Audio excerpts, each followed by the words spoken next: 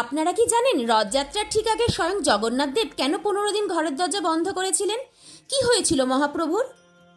নমস্কার বন্ধুরা, আমি অর্পিতা আর আপনাদের সকলকে অর্পিতাস ডেলি লাইফে স্বাগত। আমাদের রথ থেকে উল্টোরথ সিরিজের আজ পর্ব 3। আজ বানাচ্ছি সুজির হালুয়া। প্রতিদিন এরকম অজানা সত্যি গল্প আর রেসিপি দেখতে এখনই চটপট সাবস্ক্রাইব করে নিন। আসল ঘটনা হলো, জ্যৈষ্ঠ পূর্ণিমায় 108 ঘড়া জল দিয়ে স্নান করার পর জগন্নাথ দেবের জ্বর আসে।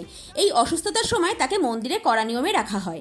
এরপরেই সুস্থ হয়ে তিনি মাসির বাড়ি যান তার প্রিয় চালছানার পোড়পিঠে খেতে।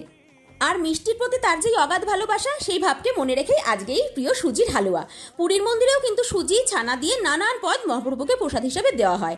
আর মাসির বাড়ি গিয়ে জগন্নাথ দেবের এই মিষ্টি খাওয়ার মোহে আটকে থাকা দেখেই মা লক্ষ্মী অভিমানে রথের চাকা ভাঙতে এসেছিলেন। তাহলে বন্ধুরা, নতুন নতুন গল্প আর নতুন নতুন রেসিপি দেখতে আমার চ্যানেলটিকে এখনই সাবস্ক্রাইব করে রাখুন।